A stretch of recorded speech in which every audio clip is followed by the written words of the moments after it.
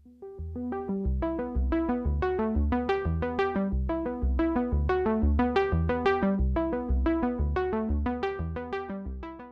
လုံးပဲမင်္ဂလာပါ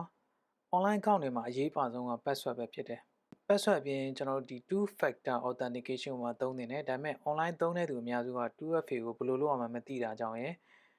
နောက်ပြီးတော့ account ကို login လုပ်ဖို့နှစ်ကြိမ်လုပ်နေရတာကနည်းနည်းကတိကောက်နိုင်တာကြောင့်မလို့ 2FA ကိုတိတ်ပြီးတော့အသုံးမပြုကြဘူး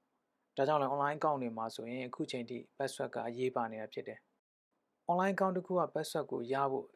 စူးစမ်းတာကိုကျွန်တော်ဒီ password attack လုပ်တယ်လို့ခေါ်တယ်Wireshark လို့ sniffing 2ကိုသုံးပြီးတော့ password ရယူတာလည်းရှိတယ်ဒါပေမဲ့ဒါကလည်း network တစ်ခုထဲမှာရှိတဲ့ device ကိုစောင့်ကြည့်ပြီးတော့မှ password ကိုရနိုင်တာမျိုးဖြစ်တယ် hacker တွေအဓိကလုပ်လို့ရှိတဲ့ password attack ပုံစံ၄မျိုးရှိတယ်ပထမတစ်မျိုးက attack လုပ်ဖို့လူတဦးကိုစောင့်ကြည့်နေမယ်ပြီးတော့သူနဲ့ပတ်သက်တဲ့အကြောင်းအရာတွေစုဆောင်းတယ်ဥပမာဆိုရင်ဒီလူဘာအကြိုက်ဆုံးလဲဘယ်တလိပ်ဆန်ကိုအချစ်ဆုံးလဲဆိုတာမျိုးစသဖြင့်အကြောင်းအရာတွေဖြစ်မယ်နောက်ပြီးတော့ဒီလူရဲ့ဓာတ်ပုံတွေဗီဒီယိုတွေကတစ်ဆင့်ဥပမာဆိုရင်အခန်းထဲမှာလက်ရေးနဲ့ရေးထားတဲ့စာမျိုးတွေစပြင်ပါတော့အဲ့လိုအချက်လက်တွေစုဆောင်းပြီးတော့ဒီအချက်လက်တွေကနေ password ကိုခံမှန်းပြီးတော့ရယူတာမျိုးကို human attack လို့ခေါ်တယ်နောက်တစ်ခုက brute force attack သူကတော့ computer program ကနေ password ကိုခံမှန်းပြီးတော့ရယူဖို့ကြိုးစားတာမျိုးဖြစ်တယ်brute force attack လုပ်တဲ့ program တွေကျွန်တော်တို့ဒီ online မှာအများကြီးတွေ့နိုင်တယ် brute force attack ကဘယ်လိုလုပ်လဲဆိုတော့ user name အနေနဲ့ဖြစ်နိုင်တဲ့ password တွေ A ကနေ Z ထိနှလုံးတွေသုံးလုံးတွေစပြင်ပေါ့နော် password ကိုခံမှန်းဖို့လို့စကားလုံးတွေအများကြီးကို file ထဲမှာထည့်ထားတယ်အဲ့လိုထည့်ထားပြီးတော့ program တစ်ခုကနေပြီးတော့အဲ့ file ကိုသုံးပြီးတော့ login အချိန်ချင်းလုပ်ခိုင်းတာမျိုးဖြစ်တယ်ပြီးတော့အဲ့ program ကနေပြီးတော့ user name နဲ့ password မှားရင်မှားနေတဲ့အကြောင်းမှတ်ထားတယ်မှန်ရင်မှန်နေတဲ့အကြောင်း program ကနေလည်းမှတ်ထားတယ် brute force attack က password ရဖို့ program ကိုကြာကြီး run ထားပြီးတော့မှ attack လုပ်တာမျိုးဖြစ်တယ်နောက်တစ်မျိုးကတော့ကျွန်တော်ဒီ social engineering attack ကျွန်တော်ဒီနေ့ကတော့တရားကိုကျွန်တော် attack လုပ်ဖို့အဲ့လူယုံကြည်လောက်အောင်ပုံစံမျိုးစုံနဲ့ချင်းကတ်တယ်ပေါ့နော်ဥပမာဆို email ပို့ပြီးတော့ပဲဖြစ်ဖြစ်ဒါမှမဟုတ် SMS ပို့ပြီးတော့ပဲဖြစ်ဖြစ်ချင်းကတ်တယ်ပြီးတော့အဲ့လူရဲ့တုံ့ပြန်မှုကိုစောင့်တယ် attack လုပ်ခံရတဲ့သူရဲ့စိတ်ခံစားမှုအရာဒီတုံ့ပြန်မှုကတဆင့်ကျွန်တော် password ကိုရယူတာမျိုးဖြစ်တယ်ဥပမာဆိုရင်ကျွန်တော် phishing နည်းနဲ့ password ကိုရယူတာမျိုးဘန်သို့မဟုတ်ရဲစခန်းတစ်ခုကဒီတာဝန်ရှိတဲ့သူပုံစံမျိုးနဲ့ဖုန်းဆက်ပြီးတော့တစုံတစ်ယောက်ကိုယုံကြည်အောင်ပြောတယ်ပြောပြီးတော့ password ဒါမှမဟုတ်ရင်လည်းရေးပါတဲ့ chat လေးတွေရယူဖို့ကြိုးစားတာမျိုးတွေဖြစ်တယ်နံပါတ်၄မျိုးစတော့ကျွန်တော် dictionary word attack ဒီနေ့ကတော့ dictionary ရဲ့စကားလုံးတွေအသုံးများတဲ့စကားလုံးတွေအသုံးများတဲ့ password တွေကိုကျွန်တော်ဒီ file တစ်ခုထဲမှာထည့်ထားပြီးတော့ program တစ်ခုကနေအဲ့ file ကိုသုံးပြီးတော့ password ကိုရယူဖို့ကြိုးစားတာမျိုးဖြစ်တယ် dictionary word attack ဘယ်လိုလုပ်လို့လဲဆိုတော့ကျွန်တော်ဒီ Python program တစ်ခုနဲ့ကျွန်တော်နမူနာရေးပြမယ်အဲ့တော့အရင်ဆုံးကျွန်တော်ဒီ folder တစ်ခုစောက်လိုက်မယ်ဥပမာဆိုရင် pass cracker ဆိုပါစို့ပြီးရင်အဲ့ folder ထဲမှာ Python file တစ် file ထည့်လိုက်မယ် file နဲ့ကိုကျွန်တော်ဒီ dictionary cracker dict cracker ပေါ့နော် dict cracker လို့ပေးလိုက်မယ် file extension က .py နောက်ပြီးတော့ password တွေထည့်ဖို့ file တစ် file ကျွန်တော်ထည့်လိုက်မယ် passlist လို့ပေးလိုက်မယ် text file အနေနဲ့သုံးမှာမလို့ .txt ဒီ file ထဲမှာ dictionary တွေကအသုံးများတဲ့စကားလုံးတွေအသုံးများတဲ့ password တွေစသဖြင့်အခုလိုမျိုးကျွန်တော်ထည့်လိုက်မယ်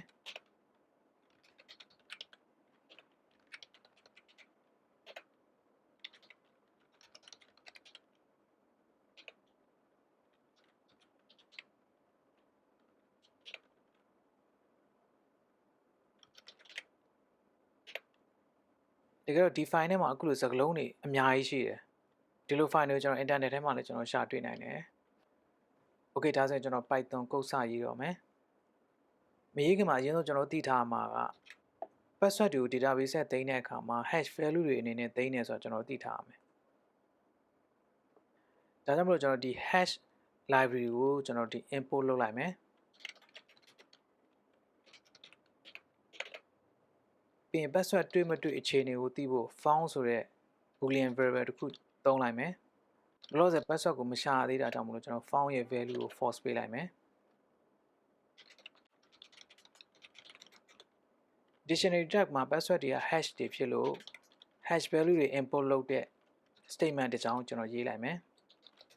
အခုကျွန်တော်ဒီနမူနာ program မှာ SHA-256 password hash ကို crack လုပ်မှာမဟုတ်လို့ enter your SHA-256 password hash label နဲ့ hash value ကို import လုပ်မယ်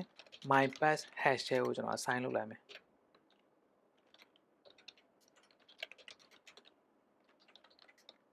open ဆိုတာ file တွေကိုဖွင့်ဖို့သုံးတဲ့ function ပေါ့နော်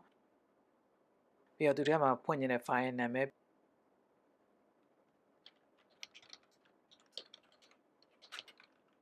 ပြီးတော့နောက်မှာ file mode file ကို read လုပ်မှာမို့လို့ R လို့ထည့်လိုက်မယ်ဒါဆိုရင် import လုပ်လိုက်တဲ့ password hash က my pass hash ထဲမှာသိမ်းမယ် this word ဆိုတဲ့ object ထဲမှာတော့ pass list file ကို read လုပ်လိုက်လို့ရလာတဲ့ password တွေရှိနေမှာဖြစ်တယ် okay dictionary word တွေကိုကျွန်တော်စပြီးတော့စစ်ဖို့ for loop ကိုသုံးလိုက်မယ်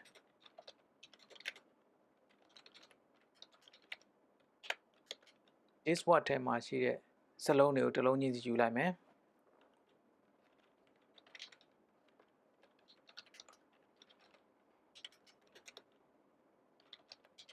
ပြီးရင်ဒီ dictionary word ကို UTF-8 encode လုပ်လိုက်မယ်ဘာလို့လဲဆိုတော့ SHA-256 ကိုပြောင်းဖို့ encode လုပ်ထားတဲ့ byte value ကိုအသုံးပြုရမှာမလို့ဖြစ်တယ်နောက်ကျတော့ encrypt word ကို SHA-256 ကိုပြောင်းမယ်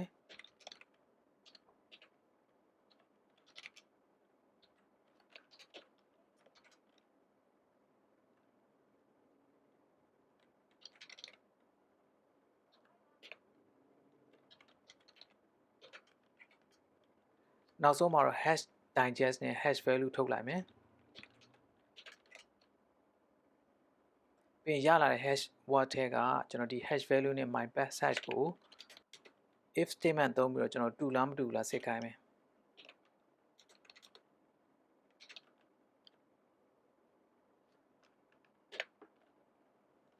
တူရဆိုရင် password ကို crack လုပ်လို့ရပြီဖြစ်လို့ output message ကိုထုတ်လိုက်မယ်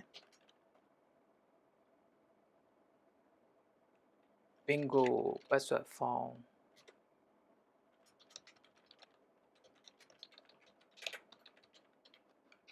နောက်ကြောင်းထပ်ထည့်မယ်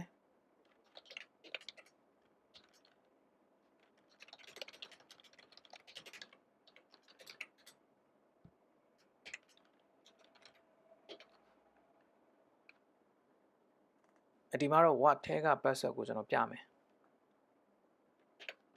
ပြီးရင် found ဆိုတဲ့ variable ကို value true လုပ်လိုက်မယ် password တွေ့ပြီဖြစ်လို့ပြီးရင် password တွေ့ပြီဖြစ်လို့ for loop ထဲက break နဲ့ထွက်လိုက်မယ်အကဲကျွန်တော်တို့ရဲ့ dictionary word file တွေက password တွေကိုရှာလို့မတွေ့ဘူးဆိုလို့ရှိရင်မတွေ့ဘူးဆိုတဲ့ message ကို found ထဲက value ကိုစစ်ပြီးတော့ပြမယ် found က false ဖြစ်ရင်ဒါ password list file တွေက password တွေနဲ့တစ်ခုမှမတူလို့ဖြစ်တယ် password not found in the list ဆိုတဲ့ message ကို password လုံးဝမတွေ့တဲ့အခါမှာပြခိုင်းမယ် okay ဒါဆိုရင် dictionary word attack အတွက် program ကအခုလိုမျိုးရေးပြီးသွားပြီဖြစ်တယ်တကယ်တော့ဒါအခြေခံ program ပဲဖြစ်တယ် program ကျွန်တော်အစအနေပြန်ကြည့်မယ်ဆိုလို့ရှိရင် password hash value ကို input လုပ်ပြီးတော့ my pass hash ထဲမှာသိမ်းတယ် dictionary word တွေကို open function ကိုသုံးပြီး read လုပ်တယ်ပြီးတော့ object တစ်ခုနဲ့ assign လုပ်တယ်ပြီးရင် read လုပ်ထားတဲ့ dictionary word တွေပါတဲ့ object ကို loop သုံးပြီးတော့စလုံးတစ်လုံးကြီးစီယူတယ် UTF-8 ကို encode လုပ်တယ် encode လုပ်လို့ရလာတဲ့ byte value တွေကို SHA-256 ထဲထည့်ပြီး hash ပြောင်းတယ် script က encrypt word ရဲ့ရှေ့နောက်က white space တွေကိုဖြတ်တာ dictionary word ကရလာတဲ့ hash value ကို hash word ထဲမှာသိမ်းတယ် for loop ကဒီ pass list ထဲကစလုံးတစ်လုံးချင်းစီအတွက်အလုပ်လုပ်မှာဖြစ်တယ်ပြီးရင် dictionary word ကိုပြောင်းထားတဲ့ hash value နဲ့ import လုပ်လိုက်တဲ့ password hash value တူမတူစစ်တယ်တူရင် bingo ဆိုပြီး message ပြမယ် dictionary word ထဲက password ကိုလည်းပြမယ်ပြီးရင် loop ထဲက break နဲ့ထွက်တယ် password မတူဘူးဆိုရင်တော့အောက်ဆုံးက message ကိုပြမှာဖြစ်တယ် okay ဒါဆိုရင်ကျွန်တော် dictionary word attack နမူနာ program ကို run ပြီးတော့ testing လုပ်ကြည့်မယ်မ run ခင်မှာအရင်ဆုံးကျွန်တော်တို့ password တွေအတွက်ထည့်မဲ့ hash value ကိုဘယ်လိုရအောင်လုပ်မလဲဆိုတော့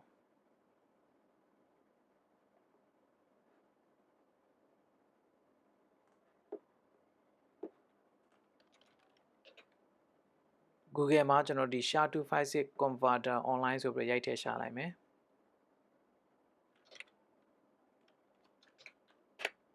ပြီးရင်ဒီထဲမှာတွေ့ရတဲ့ပထမဆုံးတစ်ခုတွေဝင်လိုက်မယ်ဒီမှာ SHA-256 ကိုပြောင်းလို့ရတယ်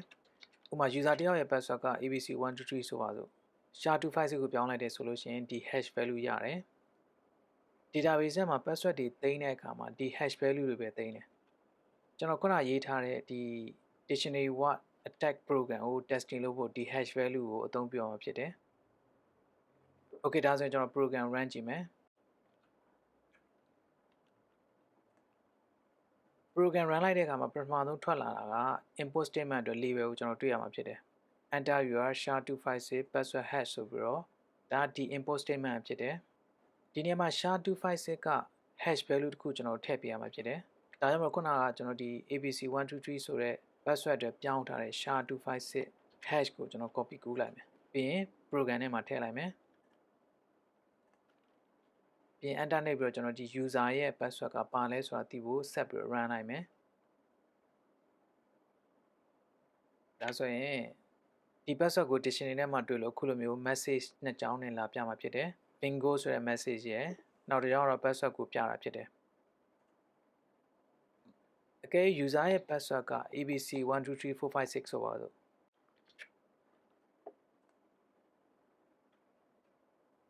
ဒါဆိုရင်ဒီ password အတွက် SHA-256 hash ကဒီ value ဖြစ်တယ်။ Okay ဒါကို copy ကူးပြီးတော့ dictionary attack program ထဲမှာထည့်ပြီးတော့ testing လုပ်ကြည့်မယ်။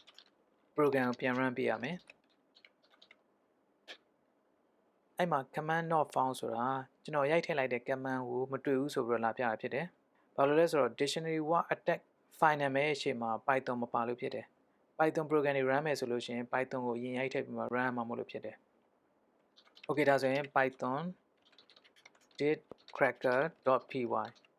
program run နေပြီ။ import ခုနက copy ကူးထားတဲ့ abc123456 password hash ကိုဒီမှာထည့်လိုက်မယ်။ပြီးရင် enter နှိပ်ပြီးတော့ဒီ hash ရဲ့ password ကဘာလဲဆိုတာရှာကြည့်လိုက်မယ်။ဒါဆိုရင် password က pass list ထဲမှာကျွန်တော်မရှိလို့ဒီ message ကိုအခုလိုမျိုးလာပြရဖြစ်တယ်။ကျွန်တော်ခုနပြောသလိုပဲ dictionary war attack အတွက် pass list လို့ file ထဲမှာစလုံးတွေအများကြီးရှိတယ်။ထပ်လည်းထည့်လို့ရတယ်။ဥပမာကျွန်တော်ထပ်ထည့်မယ်ဆိုလို့ရှိရင် abc123456 admin password iPad mobile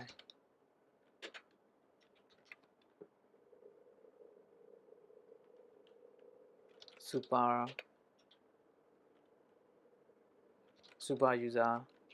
စသဖြင့်ဒီလို file မျိုးတွေလည်း internet ထဲမှာကျွန်တော်ရှာတွေ့နိုင်တယ်အဲ့မှာတခုသိတာမှာစလုံးတွေများလေ file size ကြီးလေပြီးတော့ program တွေရှာတဲ့ speed ကလည်းနှေးသွားမှာဖြစ်တယ်